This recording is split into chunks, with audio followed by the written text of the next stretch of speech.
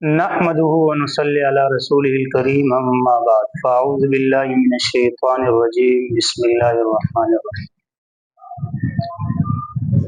میرے قابل احترام دوستوں اور بزرگوں، جس معاشرے میں چوہے اونٹوں کی رہبری کرنے لگے وہاں نظام نہیں چلتا بلکہ تماشا چلتا ہے۔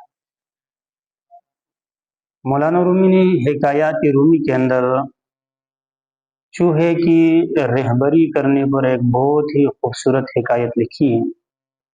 مولانا رومی لکھتے ہیں،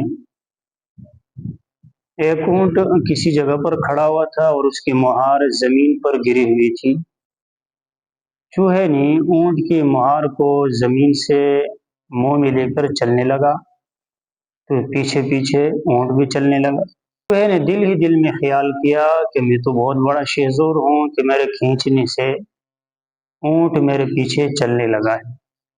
اونٹ نے چوہے کی جب یہ حرکت دیکھی تو اس کو مزید بیوقوف بنانے کے لیے اپنے آپ کو چوہے کے تابع کر دیا۔ چوہے نے اونٹ کی نکیل کو اپنے منہ میں پکڑا اور بڑے غرور تکبر کے ساتھ آگے چلنے لگا۔ پیچھے پیچھے اونٹ تابعدار غلام کی طرح جا رہا ہے۔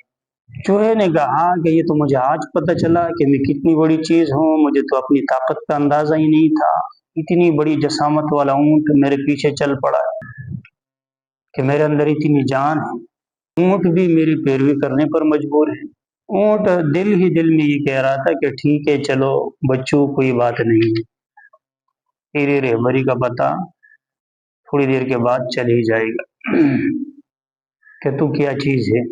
دونوں اسی طرح رواں دواں تھے کہ راستے میں پانی کی ایک ندی آ گئی۔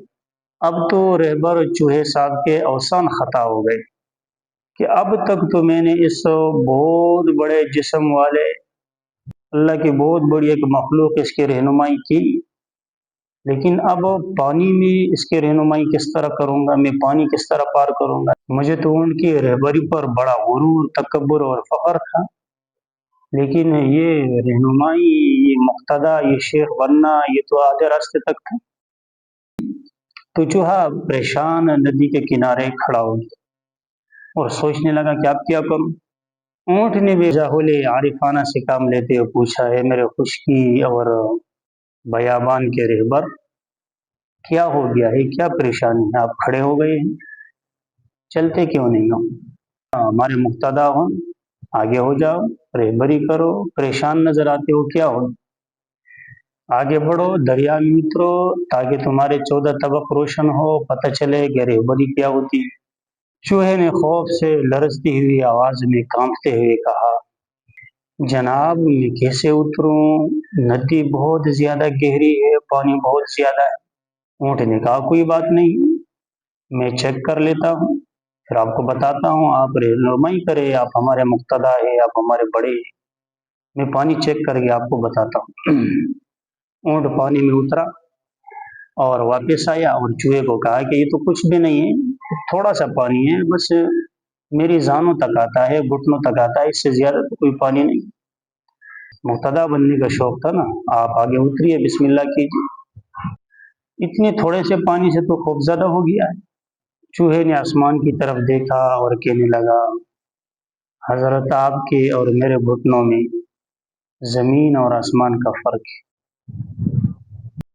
جو پانی آپ کے گھٹنوں تک پہنچ رہا ہے وہ میرے سر سے بھی 100 گز اونچا ہے۔ چوہے کو جب اپنی اوقات پتہ لگی تو وہ کہنے لگا،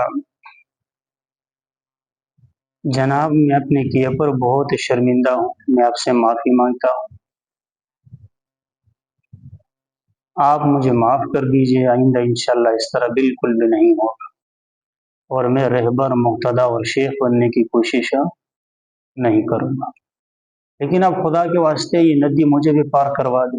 اونٹ نے کہا جناب ٹھیک ہے، لیکن آئندہ کے لیے کبھی بھی مقتدی شیخ بننے کی کوشش مت کر، اور غرور اور تکبر تو بالکل بھی نہیں کرنا ہے۔ تو اسے کر، اپنے جیسے چوہوں میں جا کر کے وہاں پر رہبری کر، بڑوں کے سامنے گھمنڈ، تکبر اور دکھاوا نہیں چلا کر۔ بہرحال اونٹ کو چوہے کی ندامت پر، اس کی توبہ پر، اس کی شرمندگی پر رحم آیا، اور اونٹ نے چوہے سے کہا کہ آپ آ جائیے، میری پیٹھ پر سوار ہو جائیے۔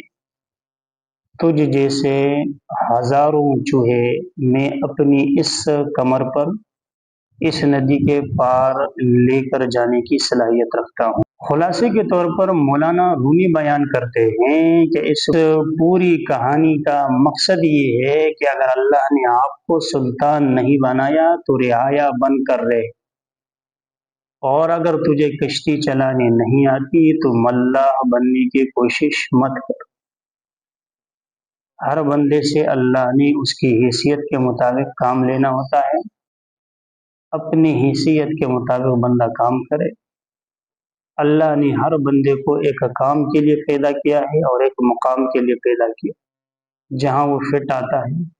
خواہ مخواہ ہر جگہ بادشاہ اور مقتدی بننے کی کوشش بندے کو نہیں کرنی چاہیے۔ اللہ تبارک و تعالی ہمیں ان خوبصورت نصیحتوں پر عمل کرنے کی توفیق عطا فرمائے۔ وآخر دعوانا الحمدللہ۔